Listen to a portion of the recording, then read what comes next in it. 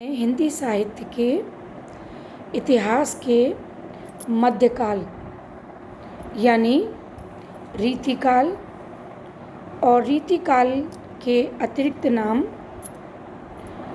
श्रृंगार काल, उत्तर अलंकार काल, कला काल इत्यादि अन्य नाम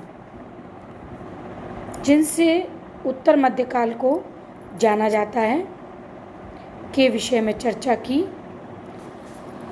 इस चर्चा को आगे बढ़ाते हुए क्रमशः आज हम रीतिकाल की परिस्थितियों के विषय में बात करेंगे, जानेंगे। और ये निश्चित है बच्चों कि सबसे पहले हमें अपने साहित्य के इतिहास के विषय में पूर्ण जानकारी होनी चाहिए। क्रमशः एक सीढ़ी पर चढ़ते हुए ही आगे के सोपानों को पार किया जाए तो ज़्यादा उचित होता है। इसी दृष्टिकोण को ध्यान में रखते हुए आज हम रीतिकाल की परिस्थितियाँ यानी उस समय की जो परिस्थिति थी, जो वातावरण था, उसके अनुसार ही तो साहित्य रचना की जाएगी या की गई होगी। अब वो कैसी थी, क्या था, इस विषय की जानकारी आज मैं तुम्हें दूंगी। तो साहित्य जो है युग का प्रतिबिंब होता है। जैसा युग होता है वैसा ही साहित्य सामने आता है। जिस प्रकार कोई रचनाकार अपनी विचारधारा को अपेक्षित नहीं कर सकता, वैसे ही युगीन परिवेश को उपेक्षित करके साहित्य साधना के मार्ग पर अग्रसर नहीं हो सकता। अतः युगीन वातावरण एक पक्षीय न होकर बहुपक्षीय होता है। उसके निर्माण में अपने समय की राजनीतिक परिस्थिति, सामाजिक परिस्थिति, साहित्यिक परिस्थिति, सांस्कृतिक कला मूल्यों का विशेष योग रहता है। साहित्य के अध्ययन में भी इन अवस्थाओं का ज्ञान प्राप्त होता है। अतः ये निश्चित है, कल भी जैसा हमने आपको बताया कि संवत 1700 से 1900 तक का 2 शताब्दियों का जो समय था वो हिंदी साहित्य में रीतिकाल कहलाया। इस काल में हिंदी काव्य के विकास क्रम में तीसरा परिवर्तन हुआ। वीरगाथा काल से ही उसमें श्रृंगार आदि विषयक ऐसी प्रवृत्तियाँ दबी चली आ रही थीं जो इस काल में अनुकूल परिस्थितियाँ पाकर सहसा अचानक प्रकट हो उठी। तो सबसे पहले हम जो है राजनीतिक परिस्थिति पर चर्चा करते हैं।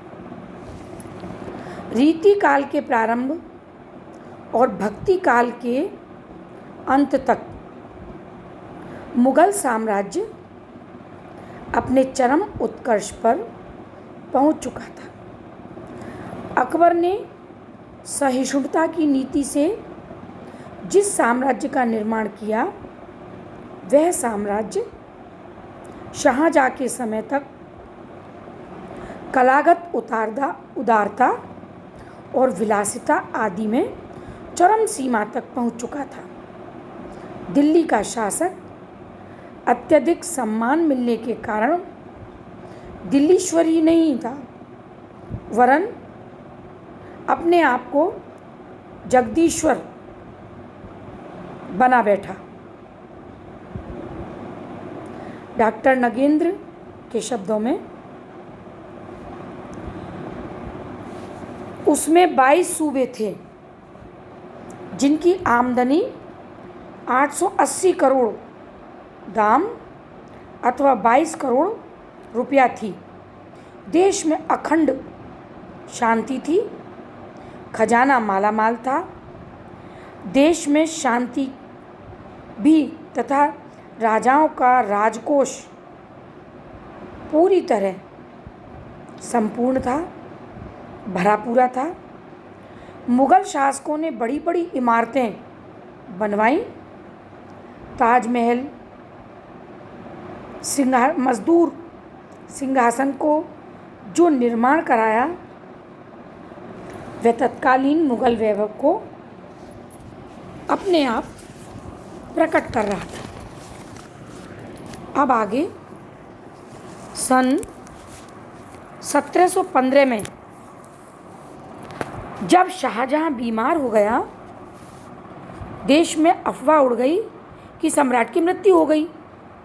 सम्राट के पुत्रों में सिंहासन के लिए लड़ाई होने लगी, किंतु शाहजहां को अपदस्थ कर और अपने भाइयों की हत्या करके औरंगजेब रक्त रंजित सिंहासन पर 1715 ईस्वी में विराजमान हो गया।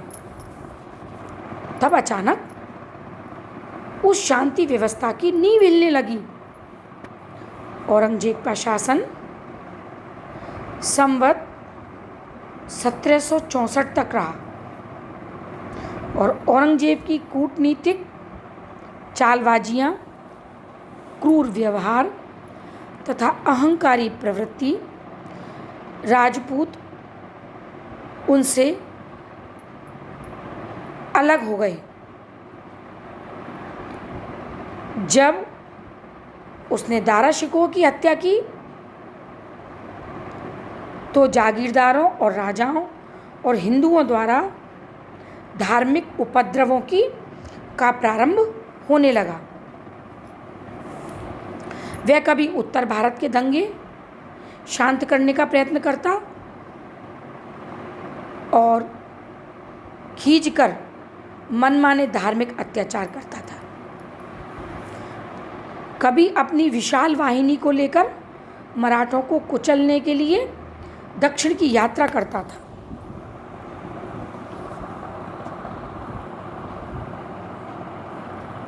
सन 1737 में नादिर शाह के आक्रमण से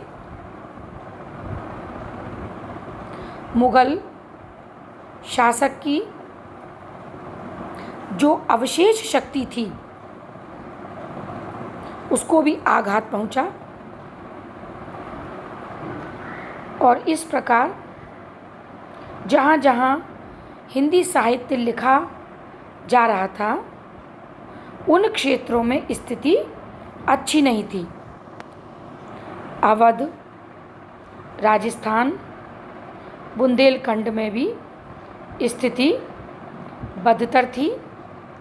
राजस्थान में विलास प्रवृत्ति तथा बहुपत्नी प्रथा काफ़ी बढ़ गई थी। उन्हें अपने महलों से निकल समाज और जीवन को देखने की फुर्सत ही नहीं थी तथा राजपूत लोग विविध कुचक्रों, षड्यंत्रों और आंतरिक फूट के शिकार होकर इतने कमज़ोर हो गए थे कि अपने खोए हुए गौरव को प्राप्त करने की क्षमता ही नहीं बची। इसलिए जब मुगल साम्राज्य के पैर लड़खड़ाए तब भी हिंदू राजाओं में एक झंडे के नीचे एकत्र होकर सत्ता संगठन की कामना उदय नहीं हुई।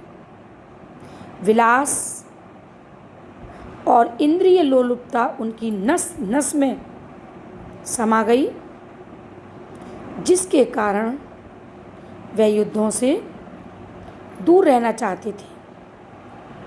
शिवाजी, छत्रसाल आदि को छोड़ सभी राजाओं में इस मनोवृत्ति का विकास हो रहा था। अब इस प्रकार का वातावरण जब समाज में था तो निश्चित ही हमारी जो राजनीतिक जो हमारी परिस्थिति है वो डगमगाने लगेगी। और इस राजनीतिक परिस्थिति के डगमगाने के कारण नादिर शाह और अहमद शाह अब्दाली के भयंकर आक्रमण एवं नृशंस अत्याचार दिल्ली पर हुए और उस समय भी उन राजाओं की तंद्रा ना टूटी और वे निश्चिंत होकर आनंद ले रहे थे। मुगल साम्राज्य के पतन काल में होने वाले उपद्रवों आक्रमणों से केंद्रीय सत्ता को आघात पहुंचता था तथा जनता बहुत अधिक पीड़ित हो गई। अब हमारे कवियों ने इस राजनीतिक परिस्थिति का अपने काव्य में पूर्ण रूप से चित्रण किया, वर्णन किया। रीतिकालीन सारी परिस्थिति, राजनीतिक परिस्थिति उनके काव्य में दिखाई दी। मैं छोटा सा उदाहरण पद्माकर का आपके सामने प्रस्तुत करती हूँ। गुलगुली गिल है, गलीचा है, गुड़ीजन है, चांदनी है, चिराग की माला है, कहे पद्माकर त्यों गजक गिजा है, सजी सेज है, सुराही है, सुरा है और प्याला है, शिशिर के पाला को ना व्यापत कसाला तिने, जिनके अधीन ऐसे उदित मसाला है, तान तुक ताला है, विनोद का रसाला है, सुबाला है, दुशाला है, विशाला है, चित्रशाला है। ये राजाओं की स्थिति थी और इस राजनीतिक स्थिति का कवियों ने अपने साहित्यिक रचना में, अपने काव्य में पूर्ण रूपेण चित्रण किया। अब आगे हम सामाजिक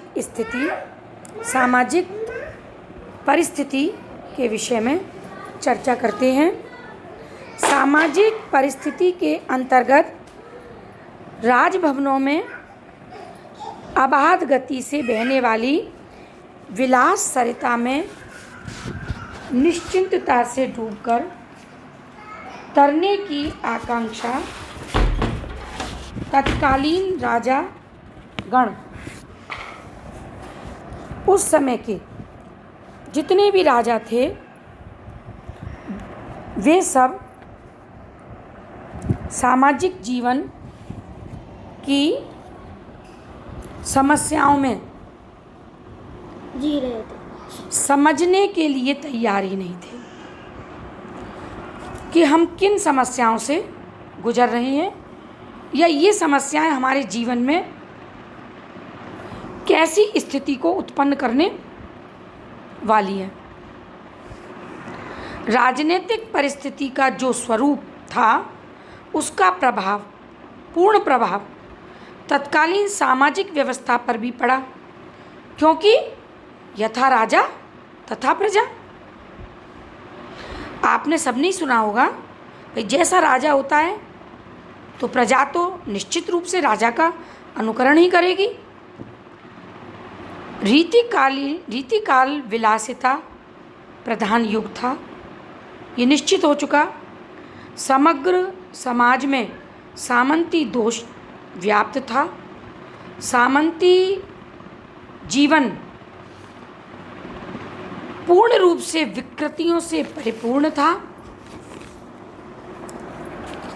बिहारी ने अपने काव्य में बहुत ही प्रचलित दोहा लिखा, जिसे आप भी जानते होंगे अच्छे तरीके से। तंत्री नाद कवित रस, सरस राग रति रंग, अन बूढ़े बूढ़े तिरे, जे बूढ़े सब अंग।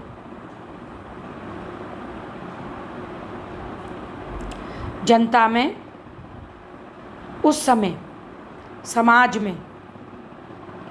समाज के लोगों में अंधविश्वास, रूढ़ियों के प्रति अगाध श्रद्धा थी। ज्योतिष, शकुन, अपशकुन इत्यादि एवं पोंगा पंडितों पर विश्वास करना एक तरीके से स्वभाव बन गया। उस समय की जनता में भी विलास की भावना इस कदर बढ़ गई थी कि भक्ति भावना उन्हें स्पर्श तक नहीं कर रही थी। बाल विवाह एवं बहुविवाह की प्रथाओं का प्रचलन बहुत अधिक था। जनता प्राय अशिक्षित थी, उसमें नागरिकता का पूर्ण अभाव था। श्रमिकों को अत्याचार से पीड़ित कर दिया जाता था तथा जनता में को नृप होऊ हमें का हानि, ये प्रवृत्ति पूर्ण रूप से व्याप्त हो चुकी थी। सामंतों, जागीरदारों, सूबेदारों का जनसाधारण से कोई संबंध न था। वे विलास के उपकरण जुटाने में ही इतने लीन रहते थे कि जनता के साथ साक्षात्कार का समय ही नहीं मिल पाता था। कुल मिलाकर सभ्यता और संस्कृति के विनाश के साथ साथ उस युग में महान आर्थिक संकट भी था। भोग विलास, चारित्रिक पतन सर्वत्र दृष्टिगत होता था और षट ऋतु वर्णन, दरबारों की सजावट के बयान आदि से स्पष्ट होता है कि उस समय के बैठकें दरबार आज के एयर कंडीशंस चैम्बर्स को भी मात करते थे। ऐसे दरबारों में कवियों का कार्य विलासिता उभारना ही रह गया था। आचार्य रामचंद्र शुक्ल ने कहा कि इन दरबारों में एक प्रकार के कविराज रईसों के मुंह में मकर ध्वज रस, दूसरे प्रकार के कविराज मकर ध्वज यानी कामदेव रस की पिचकारी देते थे। अब साथ साथ मध्यवर्ग की स्थिति भी लगभग ऐसी ही हो रही थी। रईसों का अनुकरण वे भी कर रहे थे। अपनी छोटी सी गृहस्थी को ऐसे ही साधनों से भरना चाह रहे थे। वे राजभवन की सुंदरियों और सभा की वेश्याओं को अपने घरों में भरना चाह रहे थे, घरों में स्थान दे रहे थे। समाज के निम्न वर्ग में अपेक्षाकृत थोड़ी बहुत नैतिकता दिखाई देती थी, बची हुई थी और आर्थिक दृष्टि से उनकी अवस्था बुरी थी। उनकी आस्था सूर, तुलसी आदि की रचनाओं में थी। ये विलास काव्य की अपेक्षा धार्मिक काव्य में ही रुचि रखते थे। बोधा ने डंके की चोट पर कहा, लोक की लाज और सोच प्रलोक बारिये प्रीति के ऊपर दो, गांव को गेह को देह को नातो, स्नेह में हो तो करे पुनि सो। बोधा सुनीति निभा करे घर, ऊपर जाके नहीं सिर को, लोक की भीति डरात जो मीत तो प्रीति पेड़े परे जने को। रीतिकाल की जनता विभिन्न प्रकार के अत्याचारों और संकट सहन कर रही थी तथा अनेक प्रकार की भयंकर समस्याएं उसे चारों तरफ से घेरे हुई थी।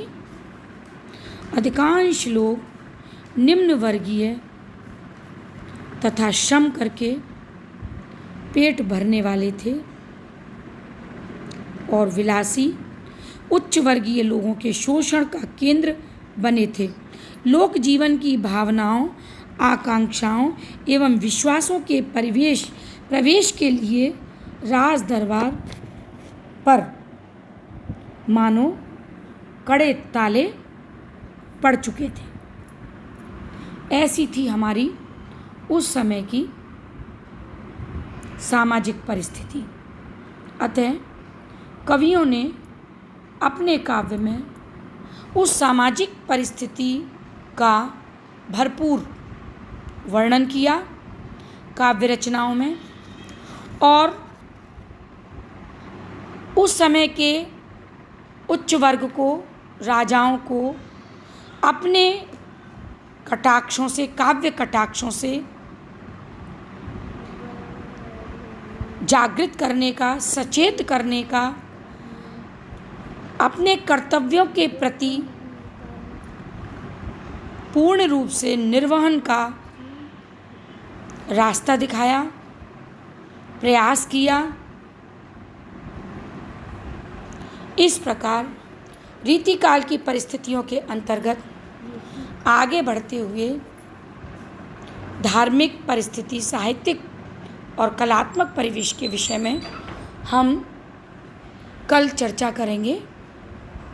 आज इतना ही काफ़ी है। आप